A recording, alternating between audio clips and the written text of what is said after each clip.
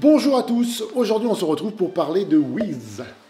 Un jeu de deck building simple à prendre en main et parfait pour jouer en famille ou entre amis. Magnifiquement illustré par Sepio, il est édité par Borderline Edition, à qui l'on doit également la gamme Cluster, Apex et Playball. On peut y jouer à partir de 2 à 4 joueurs, dès 9 ans, une partie dure environ 40 minutes.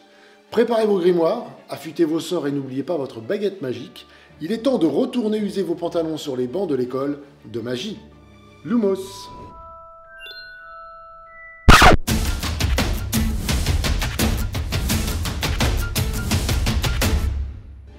Dans Wiz, vous incarnez un apprenti mage bien décidé à faire ses preuves au sein de la prestigieuse académie Wizam. Dans ce jeu, votre but est de prouver que vous êtes le meilleur élève de l'école. Grâce à votre maîtrise des 4 magies élémentaires, l'eau, le feu, la terre et le vent, vous devrez réduire la barre d'énergie de vos adversaires à 0. Au fur et à mesure des tours, en progressant dans les magies élémentaires de votre choix, vous devez améliorer votre deck en apprenant des sorts de plus en plus puissants. Ah, mais c'est pour ça que je perds toujours. J'ai toujours été nul, moi, à l'école. Ah ben ça alors, ça me laisse sans voix, tu vois. Mais sinon, c'est peut-être parce que tu es tout simplement nul à ce jeu. Où j'en étais, moi? Ah oui. Étudier et maîtriser des sorts puissants, c'est cool, mais ça ne vous fait pas gagner pour autant. En effet, pour pouvoir les utiliser, déplacez-vous sur le plateau, composé de cases hexagonales, pour que vos adversaires soient à portée de tir. Enfin, de sort. Que ce soit chacun pour soi ou en équipe, à 2 contre 2, chaque mouvement et chaque sort lancé peut faire basculer la partie. Anticiper les déplacements de vos adversaires est crucial, surtout quand on sait que chaque sort peut modifier la nature du terrain. Il existe 3 tuiles élémentaires à poser sur le plateau lorsqu'on utilise un sort. Si vous placez une tuile sur une case où se trouve déjà une tuile, cette dernière est remplacée par la nouvelle. Sous condition évidemment, parce que la terre remplace tout, l'eau remplace le feu, et le feu ne peut rien remplacer. Fireball! Mais je comprends pas là, ça fonctionne pas. Bon, Ronan, pose cette branche là, ce bout de bois là, ce n'est pas une baguette magique, ça n'existe pas. Ah, mais je sais, c'est une branche d'un arbre français, donc faut que je dise la formule en français, c'est évident, non? Boule de feu! Bon, passons à la mise en place pour, disons, 3 joueurs. Placez le plateau de jeu au centre de la table, puis disposez les tuiles élémentaires conformément au schéma indiqué dans les règles. Prenez les aides de jeu correspondant au nombre de joueurs et distribuez-les aléatoirement aux joueurs. Le numéro de chaque aide de jeu détermine l'ordre et la position de départ de chaque joueur. Placez les pions joueurs sur le terrain selon cet ordre. Placez les 8 sorts initiés à côté du plateau face visible pour former l'étude. Ces 8 cartes seront remplacées durant la partie. Elles sont facilement reconnaissables grâce à cette petite tête de Wiz qui sourit. Créez la bibliothèque en mélangeant tous les sorts avancés reconnaissables à cette petite tête de Wiz qui a un air diabolique pour former une pile face cachée à côté des sorts initiés. Devant chaque joueur, disposez un plateau mage correspondant à son personnage. Placez un pion sur le 20 de la jauge d'énergie et 4 autres pions sur les niveaux 1 de chaque élément. Si vous jouez à 3 ou 4, le dernier joueur augmente le premier niveau d'un élément de son choix avant le début de la partie. Ici, je choisis d'augmenter mon niveau en feu. Donnez ensuite un des 4 paquets de sorts novices à chaque joueur. Mélangez-le pour former une pioche face cachée à gauche de votre plateau mage. Ce sera votre deck de départ. Et tu l'as pas dit là, mais on reconnaît les cartes novices grâce à cette jolie petite tête de chat toute nuit. Oui, mais enfin, si tu m'avais pas interrompu... Regarde comment il est tout mignon ce petit chat. Oh oui, il est mignon. Oh oui, oui, c'est un gentil chaton. Hein? C'est qui le petit chat, son pépère? Mais qu'est-ce que tu fais là? Je veux dire, tu vois pas qu'on a on tourne là? Ah, ouais, non, mais si j'ai succombé à une attaque éclair de kawaii-tude, Ouais. c'est ce que c'est. Oui, mais enfin, déjà pour ta gouverne, sache qu'on dit pas un chat, ce sont pas des chats, ce sont des Wiz. Ceci étant dit, pour terminer, piochez 5 cartes dans vos pioches respectives pour former votre main de départ. Attention, le premier joueur ne pioche que 4 cartes. Vous jouez dans l'ordre défini par le jeu, chacun votre tour. Le tour d'un joueur s'articule en 5 phases. Première phase, l'action. Lors de cette phase, jouez autant de cartes de votre main que vous le souhaitez et déplacez une fois votre mage. Ce déplacement peut être effectué avant ou après l'utilisation d'un sort, mais pas pendant.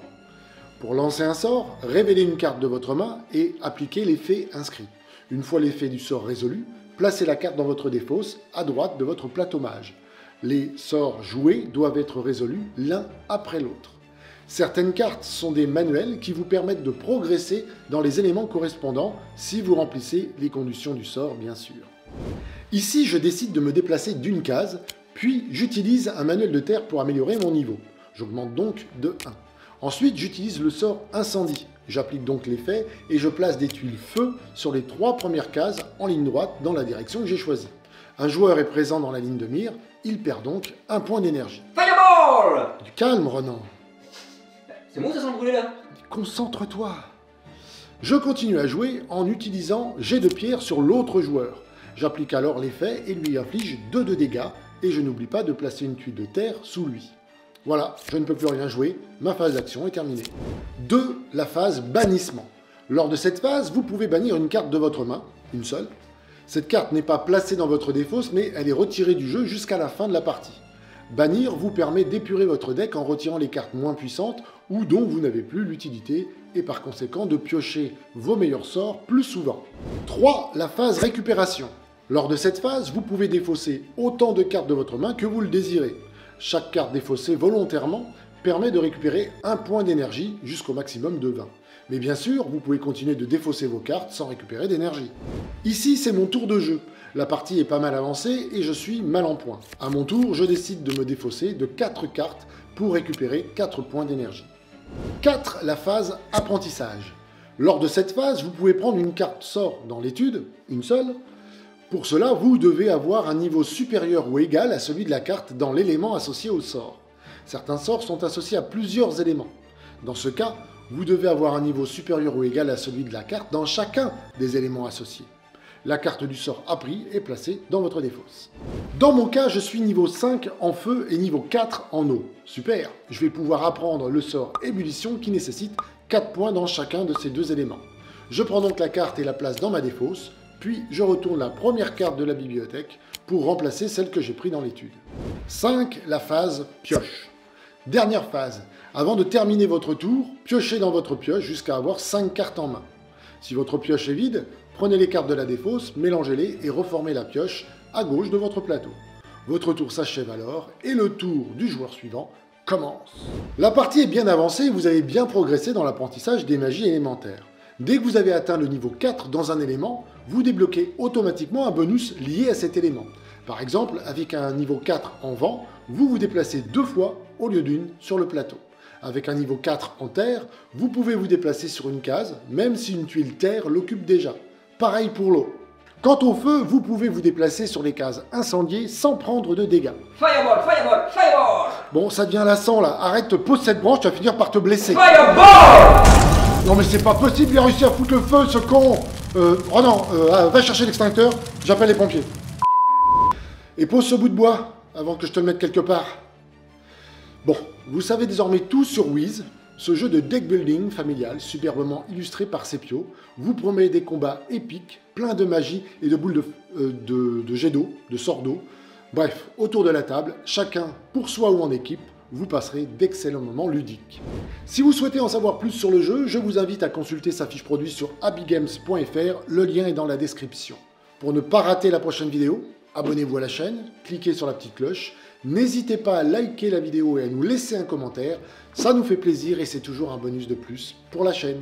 Et moi je vous dis à bientôt pour un nouveau jeu.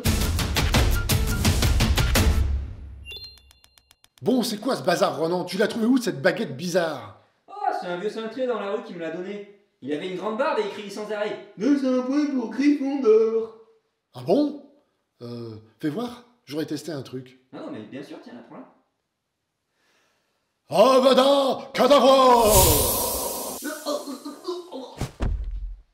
Ronan? Ronan, ça va? Bon, je crois qu'il va falloir que je rappelle les pompiers.